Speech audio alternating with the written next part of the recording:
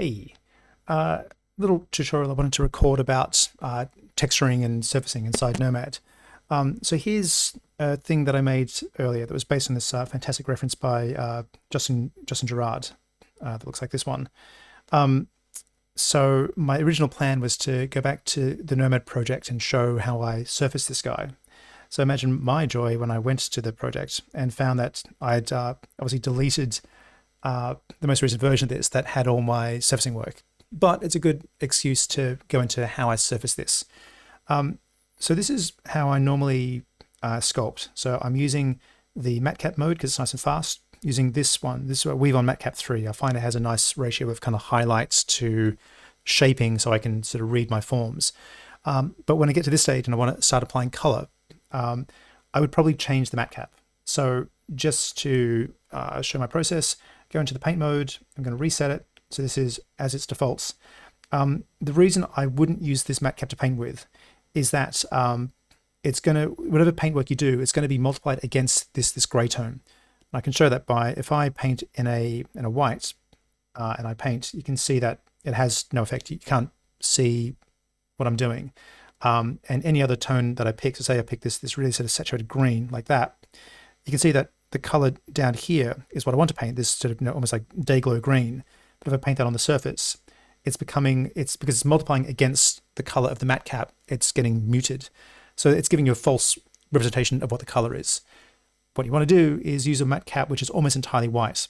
So if I go across to the shading menu, change the matte cap and find something that's nearly almost completely white. So I find this one works pretty well.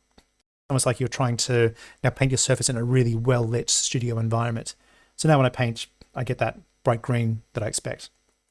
So you can see that even just with the default brush, if I paint lightly, I get a small kind of light stroke. If I paint heavy, I can get a very dark stroke. So that's already very expressive. So you can do really nice paint work just with this brush. So let's say I'm just going to paint all of this head. But if I go back to the reference, well, that's obviously the wrong color. So let's just make sure we do this properly. So I'm going to pick a color that's more like the reference. So it's just sort of like off greeny brown, off greeny green, sort of cyan color like that, I guess. A little bit more muted. Cool. I'm just going to quickly flood fill that. In fact, what I might do, I'm going to cheat and go to the paintbrush option and go paint all, and it just flood fills it. That doesn't feel saturated enough. So maybe more like that, and a bit more green, a bit darker. Yeah, like that. Okay, that feels cool. But now I want to mix it with this sort of like tan across the bottom of the jaw. So I'm going to find a tan color like that, maybe a bit lighter and a bit more desaturated. That feels kind of appropriate. So I want to sort of smoothly blend that across the jaw. But you can see that with this default brush, it's actually quite hard to get that blend. The brush is a little bit too hard. So how can we fix that? One way is if you go up to the brush options, not that one, sorry, up to these options under stroke and alpha, we can go to the fall off and we can change the fall off. So clicking on this part of the menu here, if you can see my stroke, you probably can't. Let me turn on the gestures. Where's the gestures? 3 fingers, history, stylus, accessibility. No, I can't remember where they go. Imagine that I've turned that on. Interface perhaps. Maybe it's here. Is it? You know what? It's almost the curse of Nomad being so awesome these days that there's almost too many things, too many options. I have one more look and then I'm going to give up. Stylus, accessibility, roll, camera. No, one more look over here. Interface. I am going to give up. Never mind. You can see where I'm hovering, I think, barely. So if I go to the stroke options and this graph here, I'll circle bigger, this one here. If you tap there, you can change the fall off curve. So if I go with something that has a much more sort of like gentle at the edges and a sort of a thinner center profile, maybe like say this guy, that should give me a much sort of softer brush, which it is. And then if I turn down the intensity over here, I can do a very soft airbrush.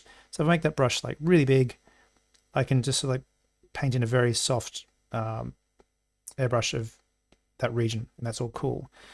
What I find though is that this almost looks too smooth. And when I'm doing sort of character work, especially for these like sort of lumpy, bumpy monsters and things, you want something that has a bit more character and style to it. That's where the randomization options are really handy. So back under this menu up here and go to stroke and go down to randomize. And you have these options here.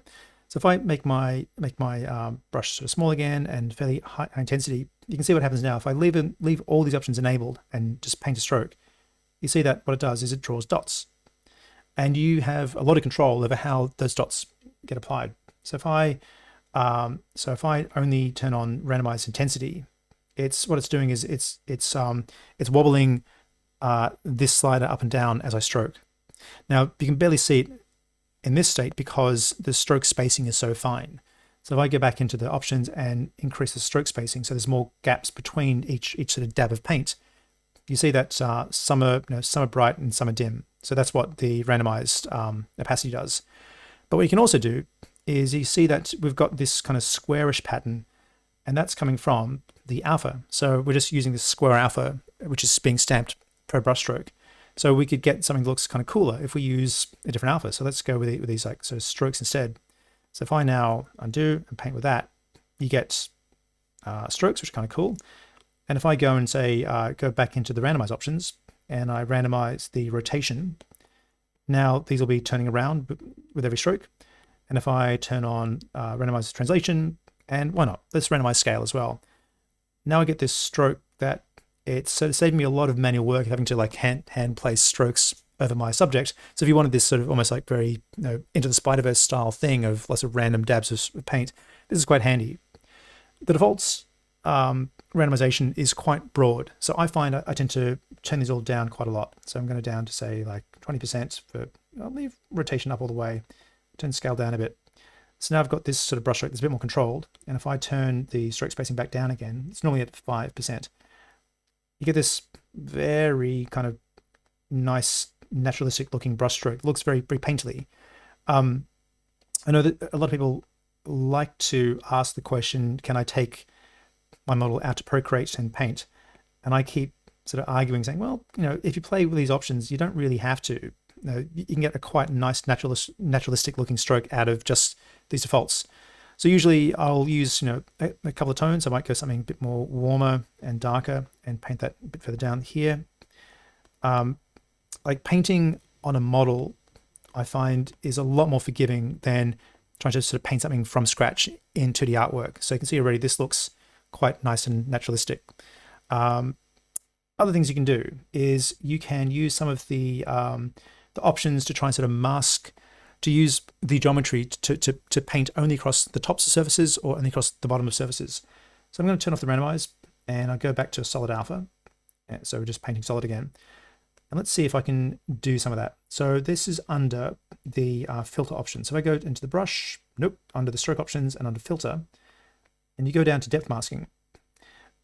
This indicates where the surface is and the radius of where the brush is going to try and hit. So if you try and sort of offset this, so I'm going to say that actually only try and skim the tops of the surfaces. So it looks at the average height of the surfaces that you're painting and will try and then work it, say, okay, that's the average, and then I'm going to put the brush strokes above or below that. So hopefully this will just paint across the tops of these dots that I have here. And so you can see that is just painting across the tops of these scales while it's leaving the bottom of them untouched, which is pretty cool. So looking at the reference, I might go like a lighter shade of blue, something like that. Go a really big brush. See if I can just get a little bit of tonal variation. Whoops, not across the eyebrows, you idiot. So just getting a bit of sort of variation across there. And then if I wanted to paint into the cracks, say, I want to try that. So I can choose a color from here, or I can use my finger and I can long hold, and then I can sort of sample a color. So let's say like that color there. And I'm going to change this depth filter to go the other way. So I'm going to be mostly below the surface and only kind of grab the bottom of the average of these things. And it should stick paint into the crevices. It doesn't always work. So you can see that it's kind of doing it. And probably if I use a smaller brush, it might be a bit more effective. It works better when you have like really extreme detail, and it'll really sort of pick out the crevice. So if I paint across here, that'll only sort of stick into that crevice there, which is pretty handy. So that's options available to you in here. So I'm going to reset that and back to the alpha. This is normal. So that's just for painting color, but you can also do more. So I might do a very quick broad stroke of just like filling in blocks of color across the entire shape. So I'm going to pick the jerkin, I'll make that sort of a orangey brown, and I'll go to the paint options and go paint all. But I'm going to stop here because what you can also do is in most other paint applications, especially for painting 3D, you can only think in terms of the color. Nomad is based around PBR, physically based rendering, and specifically an idea that came out of Disney quite a few years ago, where to do full materials requires quite a lot of maths. It's all quite complicated, but they worked out that you could distill what things look like into 3 basic properties, and it's the color, the albedo, how metal it is, so plastic or metal, and how rough it is. And Nomad lets you do all that in one hit, in one stroke. So to make that work, we have to get out of matcat mode and go into lit mode. So if I jump across to lit mode, so at the moment, you can see that even though I've been sort of painting only color previously, you can see that this actually has a different surface appearance to the rest of the surfaces that I haven't touched. That's because if I go back to my brush options, so you can do it either from here or from here, these are the same. You can see that I've been painting color, so this was the color that I've chosen, but I've got check marks against the roughness and the metalness. So this is saying that this is a completely rough surface and it's completely metal. So now what you can do is, say for doing this leather jerkin, you go, okay, actually it's not metal, it's completely not metal, and roughness wise, it's mostly rough, but it's got like a tiny bit of a sheen. So I might say wind that down to like that. So it just gets like a bit of a highlight. It's quite handy that Nomad gives you a preview of the surface as you're changing the sliders around. So I'm going to say, yeah, that feels kind of like that. And the color might make it a little darker and a little more saturated, like say that. So now that I've got that dialed in, I can paint it all. That's now done. What about the helmet? So let's say the helmet. Let's go again. So you can define any surface by these basic properties. So what color is it? Well, it's kind of like a bluey gray, like that. How rough is it? Yeah, it's kind of medium rough. It's got a bit of a shine on it. But how metal is it? Well, it's quite metal. So usually with metalness, you're generally advised to pick either 0 or 1s. Things are either metal or they're not. I choose to ignore that advice, and I will go kind of a metalness that feels appropriate. So say something like, say, that. But you can see that when the metalness is up quite high, the surface changes quite dramatically. So you might have to go back and readjust the values. So I'd say actually the roughness should be higher, and the color should probably be a bit more maybe green and less saturated, more like that. Feels kind of metally. So let's paint all on that. We'll give these the same color. So paint all, and we can work around the surface this way. So, you know, you could argue that it's good to have like themes of materials. So let's say that all of these gauntlets will be the same. Paint all, that is also metal, but actually in the reference that looks rougher. So we might even go even higher roughness, like say that. Paint all, cool. This main like sort of body of his chainmail, of his armor, whatever you want to call it. Let's say that's fairly rough, like that. What I have noticed though is that Nomad renders, if you really take the time, you can get really sort of popping great renders if you take the time to actually dial in, you know, a few different material properties for the entire surface, so that when you hit it with the proper lighting and shadows and interplay stuff, it really makes these renders sing. We should probably go back and fix the material properties for this guy. So let's say that, so what you can do, which is quite nice, is if you don't want to adjust the color, well, we can turn off this checkbox. So now we're only going to be adjusting the roughness and metalness. So skin is clearly not metal, so we'll turn it off. And the roughness, we'll keep it kind of high-ish.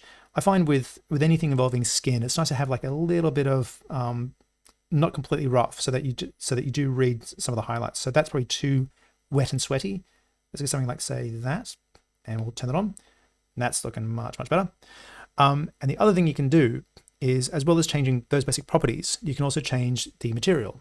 So if you come up here to the material tab, you have these choice of materials. So by default, we use this opaque material. It's pretty versatile. But for skin, it's quite handy to go to the subsurface one. So if I turn that on, you can see that this already looks soft. It looks like it's sort of glowing. It has that sort of like, you know, translucent skin vibe to it. Oftentimes, when you first turn it on, it's a bit too much. So you want to probably dial down the depth so that it's there, but it's not sort of like overwhelming and washing out all your detail. So if I go maybe like say 0.0 something, I can say that. Another way to help kind of see it is if you turn down your environment, or even turn it off temporarily, and then add a light and make sure that the character is backlit. So with this light selected, I'm going to turn it around so that the light's coming from behind. Turn it up a little bit. Let's go crazy. And then I'm going to go back and choose the material for the head and turn up the depth until it starts to feel appropriately kind of bleedy. So you can see we're just getting like a little bit of bleed across his nostril there. That feels pretty good. So then if I go back and turn the light around again, that should feel, it's way too much. I'm going to turn it down again. So choose again and turn the depth down. So, give it a bit of life, but not so much that it's sort of washing out all our crispy detail. I mean, strictly speaking, it is an alligator. It should have like quite dense, hard plates of skin anyway. What you can do is you can have this extra boost on the shininess, and I like to do that for my characters just to get a bit more of a read. So that's looking pretty good. I'll turn the environment light back on again to fill in the rest of it. I'll turn this light back down again. It's a bit much. Sounds like that. All right, so now we can work around the rest of the character. So looking at the reference behind, the legs need this sort of like cream color. So I'm going to sample the color from, let's go back to the paintbrush. So I'll choose it, choose the leg, there we are. Go back to my tools. Why is not letting me choose my thing? That. There we are. Go back to my paintbrush. I'm going to sample this color from here. It's strange, it's not picking up the color, but let's, so the sampler only works with the checkboxes that you have enabled here. So because I didn't have a checkbox next to color, it was sampling the roughness and metalness, but not the color. So let's turn that back on again. So now I can choose that color. That's cool. So let's go that color. I'll make the leg be that color, paint all, make that leg be that color. What else do I need to fill in? The tail sections. Are these instants? They are, thank you heavens for that. And I'll do the same for the spike as well. And cool. Let's get the rest of it done quickly. Let's do his wooden pole. So that's going to be a lighter tan, and again roughness not so rough, and metalness definitely 0. So that's that. Let's work through some of these leather parts. So I think these are all instants, which would be nice. So let's go to color properties again. It's going to be more of a dark brown, like the reference, maybe not so saturated. And again, you're running through the mental process, like, what color is it? How rough is it? Maybe like that rough. Like I'm looking at the highlights here to see how that feels. Yep. And it's definitely not metal. So paint, and we'll choose all the rest of these bits and pieces. Paint. I hope these are all instants. They are. Hooray. Let's go fill in the rest of these guys. So I'll sample this material, apply it onto these guys. Color, paint, this guy, color, paint. Oh, missed it. That one. Paint. That one is, let's for now, we'll make it the same material as the rest of it. Let's do this other. I'll pin this menu. Paint. Yep, sure. Go away. Get those things. They're not instants. Matt, why didn't you instance them? Fool. Yep, sure. Paint. And miss it. Paint. And then finally get the hand. So we'll choose the material from over here again. Choosing with my finger. Go on you. Maybe I've got to choose it somewhere else. Paint. And instance it. Copy that material onto these fingers. And no, go away. Paint. All that hovering behavior is because I keep putting my pencil too close to the surface, and it keeps wanting to give me highlighted things. Oh, got these guys to do. Sorry, I know it's boring, but it's important. That one.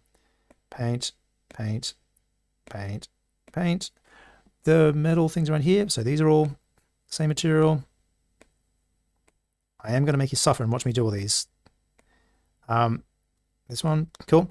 Now what was kind of fun was these metals. So these are obviously all meant to be kind of gold and metal, shiny chrome surfaces, and these kind of pop remarkably nicely when you give them the right material properties. So let's go like sort of a yellowy thing like that, all metal, reasonable roughness like that. Let's go like that, sure. And these other metals, let's make this one sort of a blue, but let's keep it a different color from the jerkin behind him, like that. So I'm deviating from the reference a little bit. This one should be gold again. And this one can be, what color is this one? Yeah, it's gold as well. Excellent. Let's go maybe like that. So you can see that already, that looks really, really nice. What is this over here? It's another thing. Is that a bauble? I think it's a mistake. That should go away. Okay, let's do the teeth. So we'll choose the teeth. I find teeth work really nicely with subsurface as well. So I hope, let's find out if these are instants or not. So let's give them sort of like a gross off yellow orange color. They have no metalness. They are a little bit shiny. So let's go like say that. I go paint all. Ah, they're not. Okay, so I've got to go choose them all. That's fine. So let's go and see if did I group them? If I'm lucky, I group them. If I'm not lucky, I didn't group them. I kind of half grouped them. This will do. So I'm just going to choose them all through here like that. Paint all. Yeah. And then while they're still selected, I'm going to give them a subsurface material as well. So let's do material subsurface. And you can see they suddenly get this nice like soft glow to them that feels really cool. For eyes, that involves a bit of painting. Can I bother to paint right now? Maybe. Yeah, I'll do it very quickly. Okay, so I'm going to, it's a trick that I've done in other tutorials. Let me close all this up because it gets a bit busy, where I'm going to make a duplicate of this, scale the duplicate up a little bit, and that'll become the outer sort of refractive cornea, but the inside surface will stay as it is, and when I refract this one through the other one, it'll look pretty cool. So I'm going to choose that eye. Let's go find it again. So this is here. So first I've got to validate it so I can paint on it. Then I'm going to duplicate it, clone, and I'm going to make this duplicate a little bit bigger by going gizmo, yep. And where's the scale handle on this guy? Because I'm on pivot mode, that's why. So just make that a little bit bigger. So this copy, I'm going to make white, infinitely sharp, paint it, and then going to change its material to a refraction material, like that. So we can't see anything just yet. In fact, what I'm going to do, I'm going to name that. So name it, I'll call it cornea. I'm just going to hide it for now. And this one is the actual eye. So name this one eyeball. So I'm going to very quickly dive in and I'm just going to solo on this guy. And I'm going to roughly paint it like I can see in the reference. So that needs to be painted sort of a gold tone like that. This is where you can sort of like fake it a bit. And so, I mean, you can see that it has this kind of like gem metallic kind of vibe to it. So you may as well cheat and use a bit of that. So if I turn the metalness up, you get this sort of nice kind of glow to it. And if I turn the roughness up a bit, you get this sort of sheen that looks pretty cool. I'm going to subdivide this once or twice so they got enough detail to paint like a nice sort of dark iris in it. So now what I'm going to do is rather than hitting paint all here, I'm going to set more properties. I'm going to set up properties for the iris. So an iris is essentially, it's black, obviously. It has no roughness. And if you turn the metalness up all the way, you get this just like jet black void, which is great for painting. So if I go to painting tools and reset it so that I know it's going to be like a nice sharp tool, and turn off solo, turn off the wireframe, I'm just going to paint sort of an evil looking thing like that. Not the greatest thing, but that'll do. And then I'm going to go back and turn on the cornea. And you get this quite cool sort of refractive cornea eyeball thing going on, which is very cool. And any sort of extra detail which you paint on this kind of really sort of shines. So if I paint like little spotches of dark orange, like you see in the reference, that'll really come through on this guy. So if I'm going to turn off the cornea again, just so I'm not distracted, sample that color, and then go a darker, more saturated version of it, and use a very weak brush, but wide, and just like sort of paint. Just try and get some sort of interesting variation of tone through it. And then see what happens when I turn the cornea back on again. Yeah, it's kind of cool. So now we've got, well, that's a really evil looking eye, but I like it. So that's sort of the basics of all that. But there are yet more things you can do. The advantage of the sort of like Nomad sort of unified brushstroke system is that while I've been using only the paintbrush to do stuff, you can use almost any of the drawing tools. So the clay tool, the inflate tool, and you can enable paint so that everything's working together. A really handy way to take advantage of that is if I use, say, like the stamp brush. Where is it? So let's go with the default stamp. There it is. So normally this would just be used for sculpting. So if I choose, say, this like sort of wrap around his neck, and I drag it out, you can see that this is the last alpha I used. That's not very useful. But if I find an alpha that represents sort of more of this kind of like sort of chainmail material, and there's lots of things you can do. So if you browse through the Kenny patterns, there's loads of very cool stuff in there. Just for argument's sake, let's see if I can find one in here that is useful. Let's expand all the way. So I don't think any of them. The thick ones, maybe not. The thin ones, maybe. Let's go, oh, I don't know. Anything here ring the bell? Well, it's a demonstration. Let's just go for argument's sake. Let's go to say this one. Let's see if this works. So if I paint with that alpha, you see that that'll kind of, paint up on the surface. That's pretty crazy. But if I turn down the intensity, so it's not quite so crazy, then I can just, whoops, that's no intensity. That's no good. I can bring up a surface like that. But what I can also do is I can also turn on the paint stroke abilities. So if I enable stroke painting, and so I pick the surface properties here, but I change them a little bit. So let's go, say, something lighter and not as rough. So what I'm thinking is where the surface of this is raised, it's going to be sort of rubbed more. So that'll be shinier. So I can now sort of like do daubs of this around, and I can, get, a nice sort of textured surface for almost zero effort. Suddenly that looks alive and punchy in a very cool way. And you can sort of apply that to almost anything. So say up here for this helmet, we can go the opposite. So if I find another alpha that is a bit more interesting, like a damage brush. So if you search online for ZBrush alphas, scuff maps, dirt maps, grunge maps, there's all kinds of amazing stuff you can find. And you just go to long press on them on your iPad and go save to photos. Then you can bring them in as alphas in here. Let's see if I can find one. Maybe this guy. So this is some elephant skin, I believe. But this works really good as a general sort of like scunge map. So you can see that this is going out by default. We want it to go the other way. So I'm going to hit sub. And what do we want to happen in subregions? Well, let's say that these paint properties. So these are dark regions where it's kind of built up grime. So let's say the color is going to be sort of a darker thing like that. It's going to be rougher because dirt isn't so shiny, and the metalness we'll say is lessened like that. Let's see if we can now just like paint bits of grime into the ground, into those lower bits. I'm not seeing it as much as I would have thought I would see it. Why is that? Paint intensity. Let's turn up the paint intensity higher. Let's see if we can really get it in there. Oh yeah, that's in there. Maybe that paint intensity is too much. Let's go back to, so at 100 was too weak. At 300 was too high. It's 150. Yeah, that's kind of getting there. So you can see that also I'm hitting the limits of the resolution of this helmet. So I might just subdivide it. Let's see how that looks. That's more like it. I want to see if I can get more of that detail into it though. So I paint up. Turn that up a bit more. I'm doing it, but it's not quite what I want. Why is that? If I go to the strokes, is it the mid value?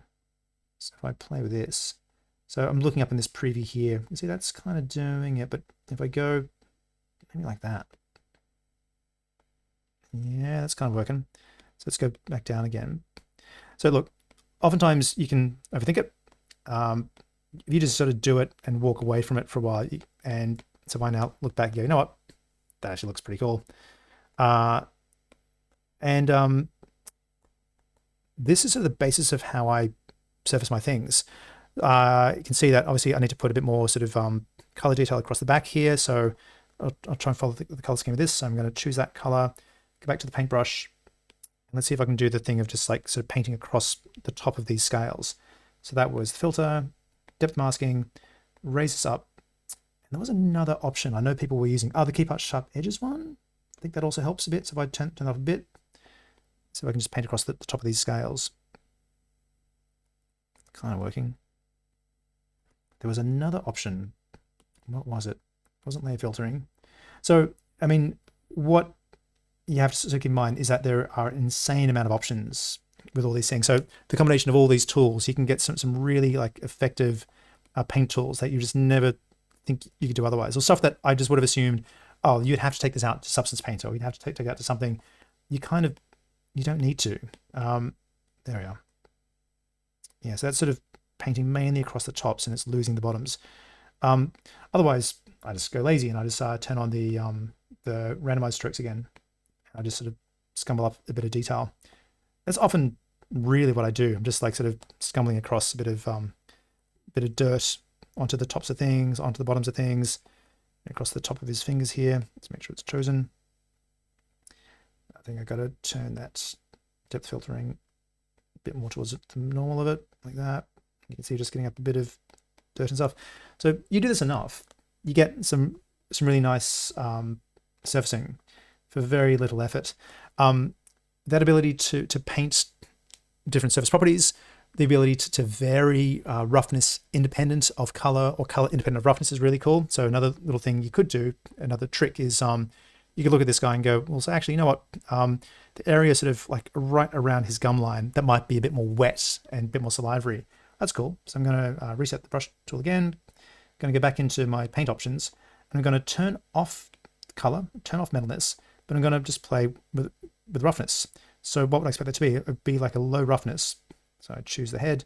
So it'd be a low roughness sort of in towards his mouth line, like say that kind of roughness. So now I can go in. I can just paint a little bit of that in near his mouth to make it look like as if his sort of middle of his gum line is wet. I can paint that sort of little bit in his nostrils as well, make his nostrils look as if they're sort of a bit wet. You can also do things like tricks like sometimes actually you don't want crevices to catch a highlight because it's a bit distracting. So I might go into here and say, you know what, I can see this highlight through here. I don't like it. Well, you can turn the roughness right up and you can just paint into the gap and get rid of it. So this is okay, I guess. I might just, well, the last thing I probably do here is, well, this guy looks terrible. So just do a bit more sort of variation across here. So the thing I do a lot is just using that paint stamp. So that's why I've got a dedicated paint stamp tool here. And oftentimes I'll use that same sort of elephant skin brush because it's super handy. It looks really naturalistic, this one. And I'll just do like sort of scumbles of that across the surface just to sort of break it up a bit in color. So now that's looking a bit more naturalistic. What else would I do? Well, probably at this point now, I'll look at it solo. Oh, I've got to do the nails in the same color as the teeth. So let's get the properties of that. So choose all the things. I'm going to sample off of these guys. Whoops, sample off of the hand perhaps. Like that one. Yep, cool. Don't need opacity actually. And then I can apply that onto these onto the talons. Whoops, that and these guys. Oh, come on. Yep, yep, and yep. And you know what? I'm going to choose all those guys and make them be subsurface as well. So choose them all. Subsurface. Choose these guys. Subsurface. Cool. That's nearly there. And last thing is some sympathetic lighting and some post-processing. So I'm going to, generally, I don't like using direction lights. They're a little bit too harsh. And I don't like using too much environment light because it kind of washes out the shape. So I'm going to turn this around so that I get nice sort of shaping across the surface, just so it's kind of reading the form as much as it can. Then I'm going to add a light, and I'm going to change it to a spotlight, like that. Whoops, deselected it. Let's collapse up this whole menu because there's too many things in here. There's my light. I'm going to pull it back, use the green handle, drag it onto the character so that it's now pointing at the character.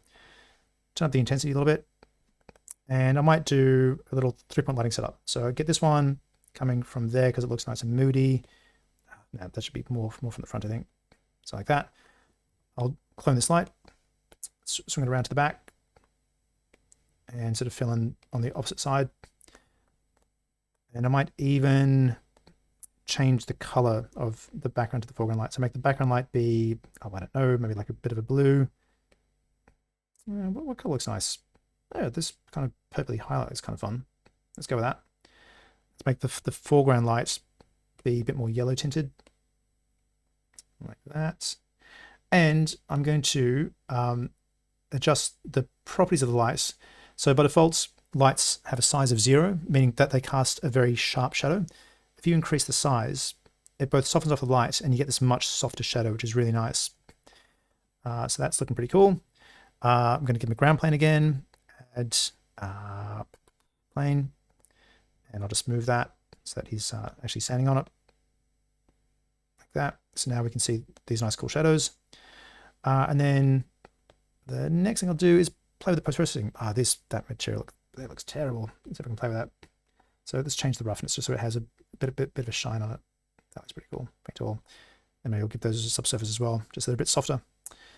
Okay, that looks cool. Okay, so now onto the post-processing stack. So this is like the final kind of kiss step for thing. Wow, 35 minutes, sorry. So if I go into post-processing, turn that on, and I'm going to just quickly reset it by going to standard and then back to none. So standard and none. And you just play these options until it starts to look cool, is the bottom line. So let's turn on reflection. So surfaces that are shiny, they'll start to reflect other shapes as well as the environment. That's pretty cool. GI, that's the big one. So that'll get like sort of bounce light between surfaces. That looks really cool. Let's turn that up. Ambient occlusion will make sort of crevices go darker. So I'll turn that up really high, turn the size up really high, turn the curvature bias as low as I dare go. In the most recent builds of Nomad, you can set that almost to 0 and it goes all right. And then I'm going to play with this until it starts to do what I want. So I want sort of a bit more kind of shadowing through there. Strength high and size up just a little bit, just so there's a bit more shading detail. That's pretty cool. Depth of field is always really cool. So I generally never use the near blur, only ever use the far blur. So turn the far blur up, and then wherever I tap, it'll set the camera focus to there. So if I tap on the head, the tail goes out of focus. That's kind of what I want. Bloom a little bit, so it adds a bit of a glow on things. That's a bit much, so let's turn the intensity down. And tone mapping is really important. So tone mapping kind of makes your virtual camera sensor act like different sort of film stock or different sort of, so you can add exposure, saturation, contrast.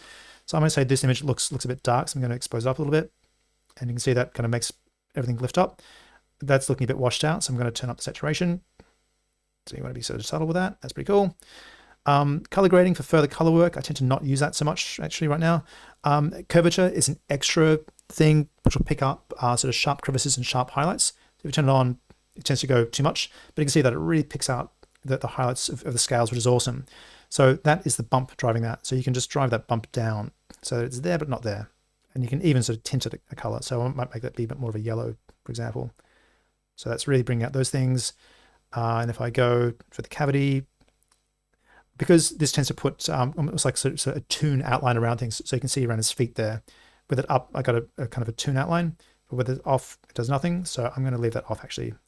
Chromatic aberration is one of my favorite things. So it just adds a bit of like sort of fringing to edges. So if you turn it on by default, it's a bit too strong. So turn it down to like say 0.1 or so, just enough to sort of soften off the corners. Vignette, yeah, why not? Just pull it back a bit, just so it's sort of coming off the side. So what it does is it's putting an oval of darkness around the image, and when it's hard, you can see the oval. But what we're doing is we're softening it off, which sort of draws focus towards the center of your image. So I might now just pull that back a bit, so it's not quite so in your face.